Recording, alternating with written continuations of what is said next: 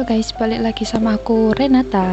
Ini aku habis pulang dari kuliah, jadi masih rapi banget. Iya.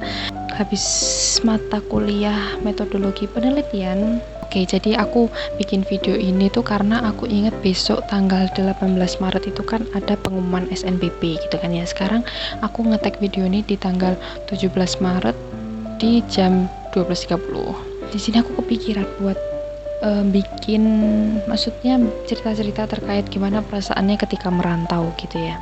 Kenapa aku ingatnya waktu di SNBP, pengumuman SNBP ini, karena alhamdulillahnya aku keterima di PTN itu jalurnya dari SNBP juga gitu. Kita langsung mulai aja perasaan merantau. Kenapa milih merantau? Kenapa enggak di kota asalnya aja? Padahal sebelumnya tuh di kotaku tuh emang udah ada universitas gitu.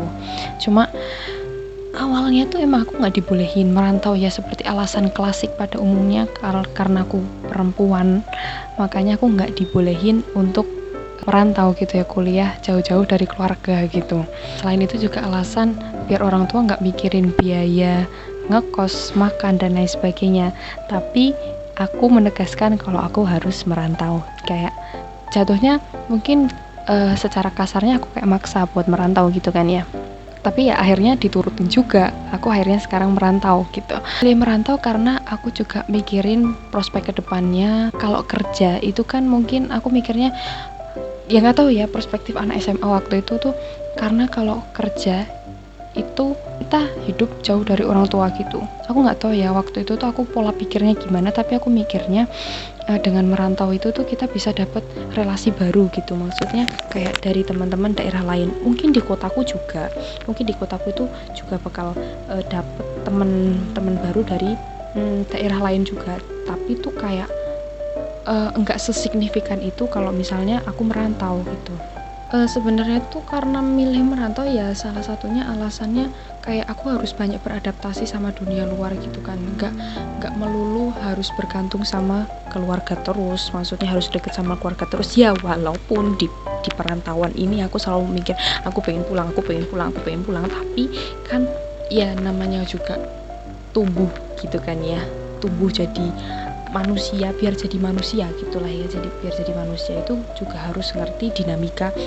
Kalau kita jauh dari orang tua, gimana kita memanage uang, gimana kita memanage barang-barang. Biasanya kita yang tanya, mamah barangnya di mana. Sekarang harus bisa ngopeni, ngopeni bahasa Indonesianya, ngurus barangnya sendiri gitu loh, tanpa tanya. Kalau nyari pun ya dicari, kita nggak bisa nanya mamah di mana tempatnya gitu kan ya. Ini kan udah tahun kedua, dan di sini aku di semester 4 kan.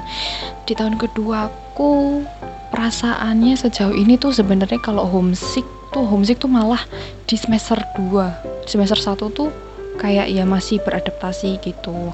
Sebenarnya aku tuh berasal dari keluarga yang biasa aja, jadi nggak ada problem yang mengharuskan. Kan banyak orang-orang yang bilang kayak enak ngekos karena kita jauh dari orang tua dan kita nggak banyak diatur gitu kan ya.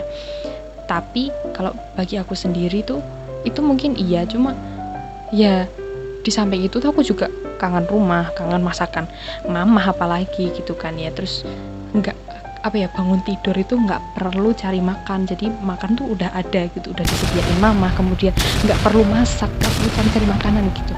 Sebenarnya itu benefitnya itu kalau misalnya di rumah. Kalau misalnya di perantauan ya itu bangun tidur nggak ada makanan, kita harus keluar gitu, padahal mager banget. Kalau misalnya mager ya bisa just tip mungkin, tapi kalau aku sangat sayang sama uangku untuk just tip, jadi mau nggak mau bangun untuk membeli makanan, dan itu super mager gitu. Kan di tahun kedua ini tinggal sendiri gitu, maksudnya nggak ada orang tua yang mungkin dari kecil bareng orang tua terus tiba-tiba sendiri gitu. Sebenarnya nggak masalah karena aku juga ada temen ngobrol gitu, temen SMP sama temen SMA aku gitu. Dia satu kos sama aku gitu, dan ya aku punya temen ngobrol dari situ. Awalnya sih aku suka sendiri, tapi aku nggak suka kesepian. Jadi kayak misalnya aku selalu nyalain kipas angin di kamar kosku karena supaya ada suara gitu, karena kalau misalnya terlalu sunyi pun apa ya, telinga tuh tiba-tiba berdenging gitu loh karena terlalu sepi. Nah sebenarnya tuh aku cuma butuh suara-suara. Nah sebenarnya tuh di apa ya, kangen rumah, karena rumahku tuh kan nggak pernah sepi ya, nggak pernah sepi karena rumahku juga warung, kemudian orang-orangan juga berisik, apalagi aku. Makanya aku orangnya berisik itu ya karena dari keluargaku yang berisik gitu, tiba-tiba harus sendiri gitu, tiba-tiba kosong, nggak ada siapa-siapa. Kayak waktu kemarin itu di semester 3, liburan semester 3 itu kan libur 2 bulan, aku di rumah. Jadi denger kayak apa ya, obrolan keributan di rumah. Maksudnya keributan itu bukan dalam konteks negatif, tapi itu kayak keributan yang marah-marah, kayak adu mulutnya tuh kayak adu mulut bercanda gitu loh. Adu mulut yang gimana tuh enggak. Nah sebenarnya tuh keseruan di rumah tuh itu, aku bisa tidur siang. Kalau di kos itu aku bisa tidur siang dengan sangat nyenyak, tapi kalau di rumah itu aku bisa kadang kebangun karena yaitu adikku mainan sama mbah kakungku digodain, suka digangguin adikku, ataupun mbah kakungku suka godain adikku gitu, sebaliknya gitu. Sebenarnya yang bikin kaget itu di situ waktu liburan 2 bulan, apalagi mungkin teman-teman yang kayak udah dari kecil gitu bareng orang tua, mungkin sering dengar apa ya, orang-orang rumah ngobrol gitu, tiba-tiba di kos harus sendiri gitu. Kalau misalnya emang lagi butuh sendiri ya aku betah di kos, apa seharian tuh betah gitu. Jadi sebenarnya kehidupan di kos itu tidak semenakutkan itu ya guys ya. Selama tahun kedua ini kalau sakit gimana? Gini deh, kalau mungkin waktu sekolah tuh kita mikirnya kayak pengen sakit gitu kan ya, pengen sakit supaya bisa libur dan istirahat di rumah. Nah kalau kuliah ini sebisa mungkin kita usahakan tidak sakit gitu. Nah waktu itu sempat sakit yang bener-bener kayak sakit nggak bisa, wah itu diare, terus kenapa ya, masuk angin dan diare. Waktu itu bener-bener kayak lemes, nggak bisa ngapa-ngapain. Tapi alhamdulillahnya ada temenku, jadi aku bisa minta tolong temenku, kayak misalnya anterin aku beli makan dan lain sebagainya. Terus at least ada teman. Biasanya kan kalau kita sakit kan butuh teman gitu kan ya. Nah itu alhamdulillahnya ada. Sejauh ini tuh aku sakit berapa kali ya, selama aku waktu itu sempat cacar juga, cuma nggak aku hitung. Jadi kayaknya dua kali yang bener-bener aku sampai nggak bisa ngapa-ngapain. Yang pertama itu waktu masih UTS. Wah gila banget, dari sakit itu Sabtu, Jumat, Sabtu, Minggu, Seninnya tuh ada UTS. Nah UTS-nya tuh kan akuntansi ya.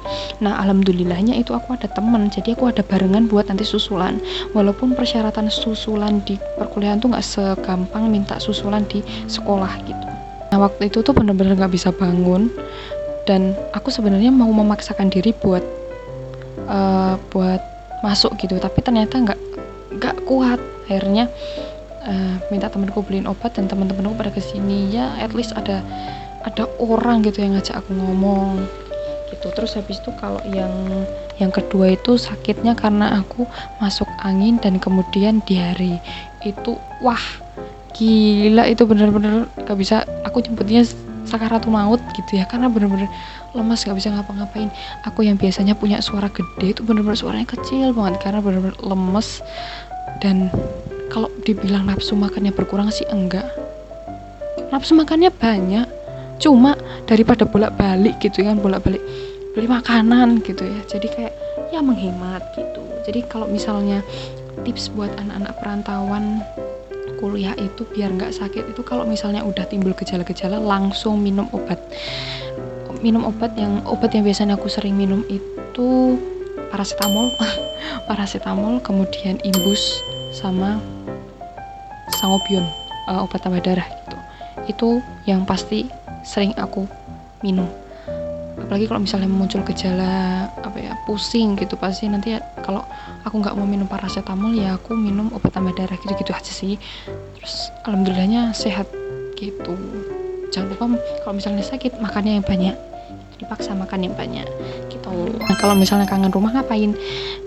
Kalau misal kangen rumah ya telepon orang rumah gitu, telepon orang rumah kayak video call gitu. Sebenarnya kalau kalau temanku tuh dia bisa dibilang setiap hari pasti video call sama orang-orang rumah. Tapi kalau aku tuh enggak, seminggu kadang cuma sekali gitu, tapi durasinya lama. Kalau temanku itu dia sehari pasti telepon itu, tapi durasinya pendek-pendek gitu, pendek-pendek tapi sering. Kalau aku durasinya lama tapi jarang gitu. Pernah orang rumah sampai nanyain kenapa nggak telepon gitu. Ya karena sibuk kan. Di sini aku juga maksudnya masih ikut organisasi dan juga banyak tugas. Wah, kalau misalnya bahas tugas nih gila banget di semester 4 ternyata. Semester 4 tuh bikin bolong kepala. Nah, bener kata Kating gitu, semester 4 tuh yang paling gila gitu ya. Nah, emang tugasnya gila banget, jadi kayak udah deh nggak ngerti lagi gitu. Jadi bisa dibilang juga aku tuh jarang pulang karena males pulang. Bukan berarti aku punya masalah di rumah ya, tapi kalau misalnya jadi tuh kayak 50-50 deh. Aku nyaman di kos juga aku nyaman di rumah gitu. Jadi ada plus minusnya lah. Kalau misalnya di kos itu aku bisa menikmati kesunyian, tidur dengan aman. Ini jeleknya ya, mungkin jeleknya kayak nggak disuruh-suruh. Kalau di rumah kan bangun kasih, kemudian suruh bantu gitu-gitu. Ya itu jelek, tapi itu aku menyatakan, aku mengungkapkan pengalamanku ini apa adanya gitu. Kalau ini aku buat ini, nggak aku buat, tapi kalau di rumah kan ya kayak gitu, bangunnya harus di jam sekian tuh harus bangun, kemudian harus bantuin dan lain sebagainya. Kalau di sini ya terserah kamu mau seharian tidur pun nggak apa-apa, nggak masalah gitu. Ya tergantung tugas juga kan, kayak istilahnya kayak di kos tuh kan kamu udah gede, kamu udah bisa ngatur kehidupanmu yang baik gimana, yang buruk gimana gitu.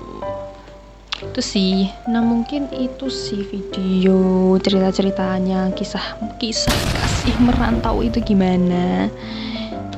Ya mungkin kalau misalnya teman-teman mau tanya, boleh tanya di kolom komentar. Nah, karena ini juga udah jam mendekati, bentar lagi aku ada kelas lagi, kelasnya online. Jadi mungkin sekian buat video kali ini. Feel free buat misalnya tanya-tanya terkait merantau, terus gimana tanggapannya soal perkuliahan, boleh. Tapi ini kan dari opiniku dan aku di sini cuma sharing, jadi tidak based on data penelitian itu enggak, tapi based on data yang aku alami sendiri gitu, pengalamanku sendiri, datanya dari pengalaman aku sendiri. Enggak semuanya sama pengalamannya kayak aku, tapi ini berdasarkan pengalamanku. Jadi sepersekian ratus orang itu punya pengalaman yang beda-beda gitu. Mungkin itu aja video kali ini. See you on the next video.